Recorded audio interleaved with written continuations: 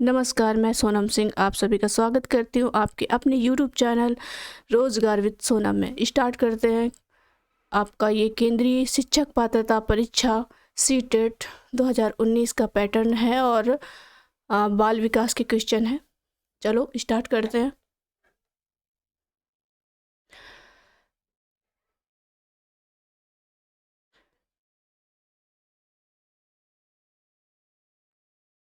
पहला क्वेश्चन है, निम्नलिखित प्रश्नों में के उत्तर देने के लिए सही सबसे उपयुक्त विकल्प चुनिए। तो प्रश्न है आपका, छात्र केंद्रित शिक्षा शास्त्र की क्या विशेषता है? छात्र केंद्रित शिक्षा शास्त्र की क्या विशेषता है? यंत्रवत याद करना, या फिर योग्यता के आधार पर विद्यार्थियों को नामांकित करना तथा वर्गीकरण करना, केवल पाठ्य पुस्तकों पर निर्भर होना, या फिर बच्चों के अनुभवों को प्रमुखता देना। इनमें से क्या ऑप्शन होगा आपका? तो इनमें से है केवल वाला। तो जहाँ केवल हो वो ऑप्शन तो गलत ही हो जाता है। और यहाँ पे आपका ऑप्शन होगा डी, बच्चों के अनुभवों को प्रमुखता देना।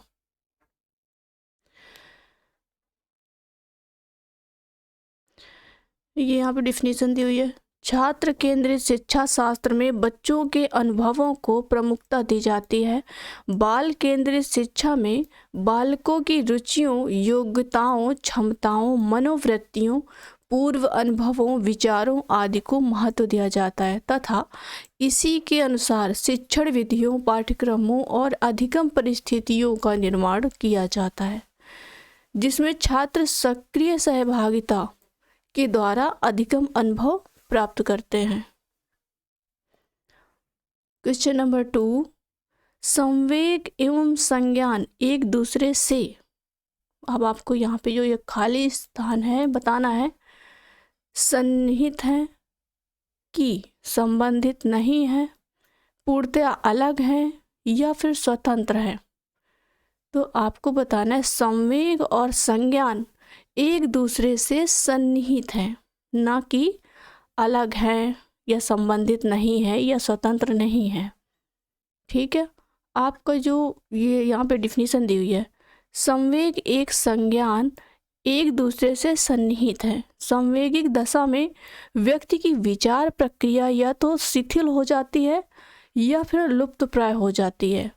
बुद्धि एक विवेक एवं चिंतन का तर्क प्रक्रिया है, उसके व्यवहार का पूर्ण नियंत्रण नहीं रहता, वह उचित अनुचित का ठीक ढंग से विचार नहीं कर पाता। क्वेश्चन नंबर 3 है,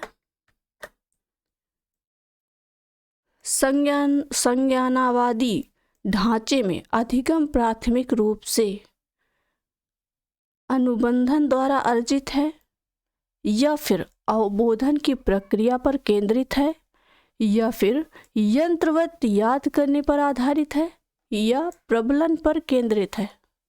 इन 4 ऑप्शन में से आपको बताना है कि संरचनावादी ढांचे में अधिगम प्राथमिक रूप से है। आपका ऑप्शन जो होगा वो होगा बी, अवबोध की प्रक्रिया पर केंद्रित है। डिफिनीशन है, संरचनावादी ढांचे में अधिगम प्राथमिक रूप से अवबोध की प्रक्रिया पर केंद्रित है। संरचनावादी ढांचे के अनुसार ज्ञान का निर्माण अधिगमकर्ता के पूर्व ज्ञान अनुभव पर आधारित होता है। विद्यार्थी वस्तुओं एवं उन्हें प्रस्तुत की गई गतिविधियों से ही सक्रिय रूप से पुराने अनुभवों को नए विचारों से जोड़ते हुए ज्ञान का सृजन करता है। क्वेश्चन नंबर 4 है, अनेक घटनाओं के बारे में बच्चों के द्वारा बनाए गए सहजानुभूत सिद्धांतों के संदर्भ में एक शिक्षिका को क्या करना चाहिए? ऑप्शन है, बार बार याद करने के द्वारा एक सही सिद्धांत से बदल देना चाहिए, प्रतिकूल प्रमाण एवं उदाहरणों को प्रस्तुत करके बच्चों के इन सिद्धांतों को चुनौती देना चाहिए या फिर बच्चों के इन सिद्धांतों को अनदेखा कर देना चाहिए या बच्चों को दंडित करना चाहिए। तो बाल विकास में आपको मैं बता दूं कि दंडित करने जैसे कोई शब्द यूज ही नहीं होते। जहाँ पे ऐसे वर्ड आ जाएं तो वो ऑप्शन आपका पूर्णतया गलत ही होता है। और अनदेखा कर देना चाहिए, ये भी निगेटिव वर्ड है। अनदेखा तो आपको करना ही नहीं है, तो आपका ऑप्शन होगा बी, प्रतिकूल प्रमाण एवं उदाहरणों को प्रस्तुत करके बच्चों के इन सिद्धांतों को चुनौती देना चाहिए। डिफिनीशन है आपकी, अनेक घटनाओं के बारे में बच्चों के द्वारा बनाए गए सहजानुभूति सिद्धांतों के संदर्भ में शिक्षिका को प्रतिकूल प्रमाण एवं उदाहरणों को प्रस्तुत करके बच्चों के इन सिद्धांतों को चुनौती देना चाहिए ताकि उनके पूर्व निर्मित गलत अवधारणाओं में परिवर्तन व परिमार्जन किया जा सके।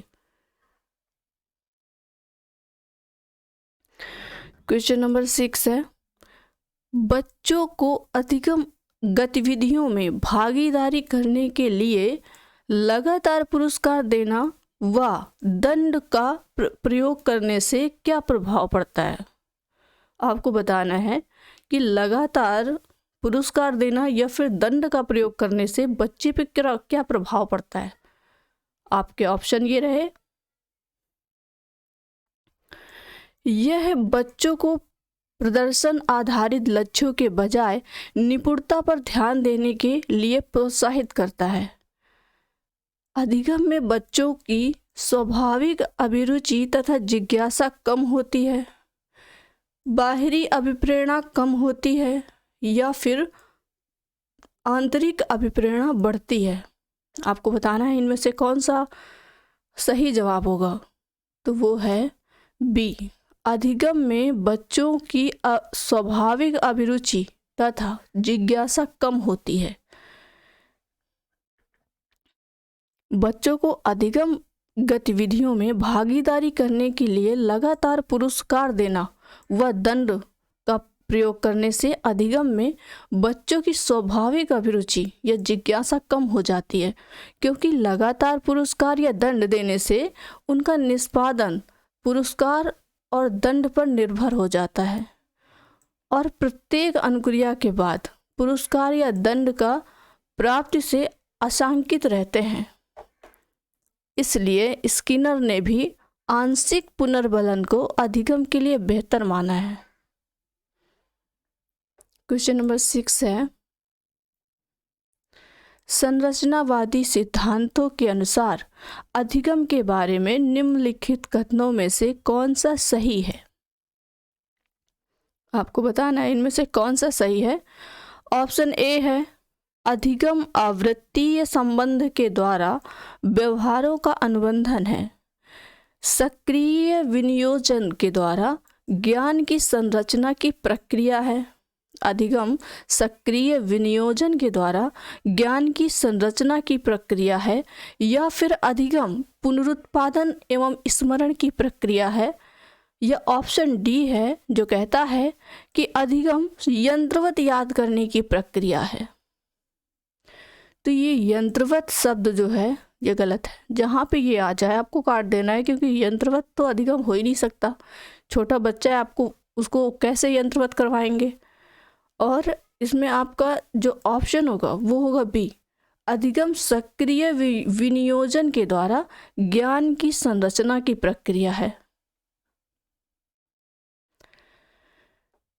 डिफिनीशन देख लेते हैं। संरचनावादी सिद्धांतों के अनुसार अधिगम सक्रिय विनियोजन के द्वारा ज्ञान की संरचना की प्रक्रिया है, अर्थात अधिगम किसी अनुबंधन द्वारा न होकर बल्कि एक सक्रिय ज्ञान के निर्माण की प्रक्रिया है।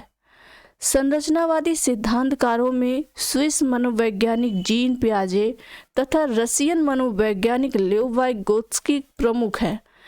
इन दोनों सिद्धांतकारों का मानना है कि ज्ञान अधिगमकर्ता द्वारा सक्रिय रहकर सृजित किया जाता है, ना कि निष्क्रिय रहकर वातावरण द्वारा प्राप्त किया जाता है। क्वेश्चन नंबर 7, विद्यार्थियों को स्पष्ट उदाहरण एवं गैर उदाहरण देने के क्या परिणाम हैं? स्पष्ट उदाहरण और गैर उदाहरण। ऑप्शन है आपका, ये अवधारणाओं की समझ में अभाव पैदा करता है। यह अवधारणात्मक समझ के बजाय कार्य विधिक प्रक्रियात्मक ज्ञान पर ध्यान केंद्रित करता है।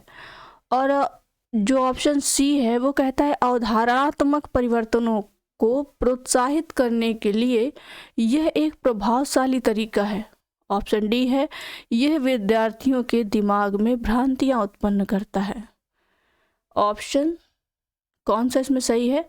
तो अवधारणात्मक परिवर्तनों को प्रोत्साहित करने के लिए यह एक प्रभावशाली तरीका है।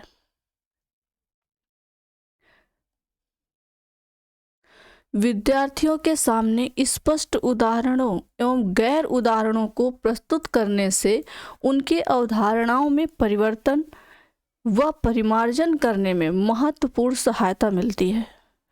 ये देखा जाता है कि विद्यार्थी सामाजिक अंतःक्रिया द्वारा कई गलत अवधारणाएं विकसित कर लेते हैं, जिसमें सुधार के लिए शिक्षार्थी उनके जीवन में संबंधित उदाहरणों और गैर उदाहरणों का अनुभवों को प्रस्तुत करते हैं। क्वेश्चन नंबर 8, एक प्राथमिक विद्यालय की अध्यापिका बच्चों को एक प्रभावशाली समस्या समाधानकर्ता बनने के लिए किस प्रकार से प्रोत्साहित कर सकती है? आपको बताना, एक प्राथमिक विद्यालय की अध्यापिका बच्चों को एक प्रभावशाली समस्या समाधानकर्ता बनने के लिए किस प्रकार से प्रोत्साहित कर सकती है? गलत उत्तरों को अस्वीकार करके एवं दंडित करके?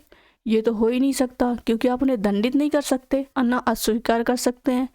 बच्चों को सहजानुभूत अनुमान लगाने के लिए प्रोत्साहित करके तथा उसी पर आधारित विचार मंथन करके? आपका ये ऑप्शन सही होगा। प्रत्येक छोटे कार्य के लिए भौतिक पुरस्कार देकर, ये भी गलत है।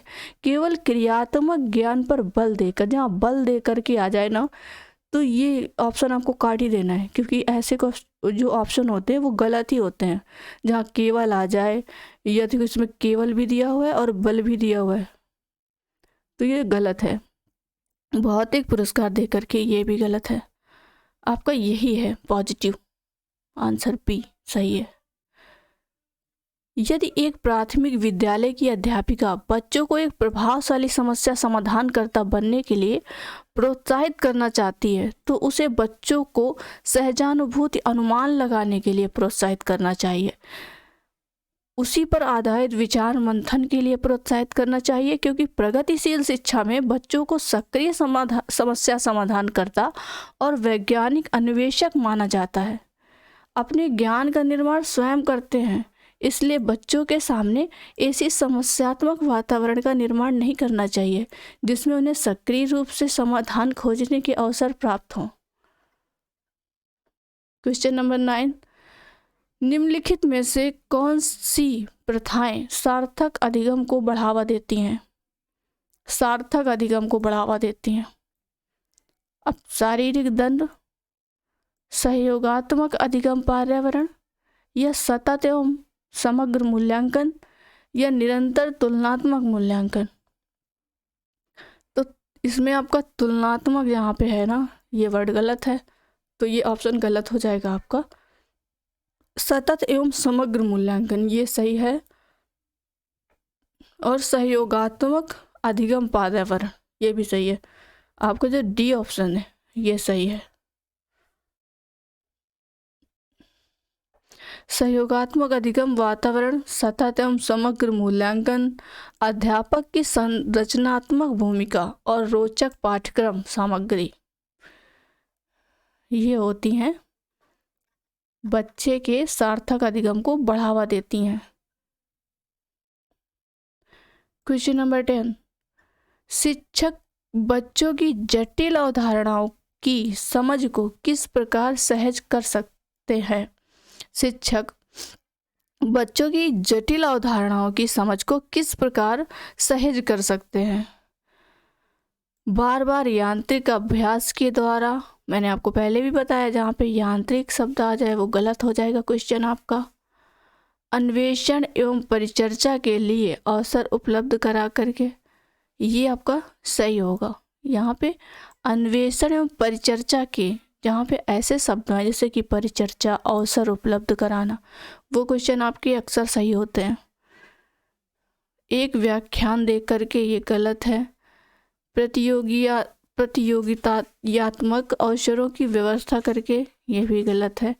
शिक्षक बच्चों की जटिल अवधारणाओं की समझ को अन्वेषण एवं परिचर्चा के लिए अवसर उपलब्ध कराकर सहज कर सकते हैं। जबकि बच्चे किसी समस्या का समाधान स्वयं खोजते हैं और उस पर परिचर्चा करते हैं, तो उस समस्या विषय की जटिल अवधारणाओं को स्वतः समझने लगते हैं। क्वेश्चन नंबर 11, वैयक्तिक विभिन्नताओं का प्राथमिक कारण क्या है? वैयक्तिक विभिन्नताएं जो होती हैं उसका प्राथमिक कारण क्या है? पर्यावरणीय प्रभाव है, या आनुवंशिकता एवं पर्यावरण है, कि जटिल पारस्परिक क्रिया है, या फिर लोगों के द्वारा माता पिता से प्राप्त आनुवंशिक संकेत पद्धति है, या जन्मजात है? तो आपका ऑप्शन जो है ना वो बी सही होगा, कि यहाँ पे आनुवंशिकता एवं पर्यावरण के जटिल पारस्परिक क्रिया है, के बीच एक जटिल पारस्परिक क्रिया है। वैयक्तिक विभिन्नता का प्राथमिक कारण, यही सही होगा, बी ऑप्शन आपका।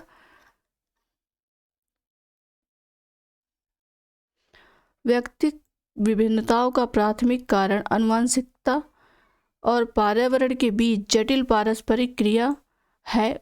उनके मनोवैज्ञानिक शोधों ने यह सिद्ध कर दिया है कि अनेक शारीरिक, मानसिक, व्यक्तिक संबंधी विभिन्नताओं के लिए वंशानुक्रम काफ़ी सीमा तक उत्तरदायी नहीं होता है।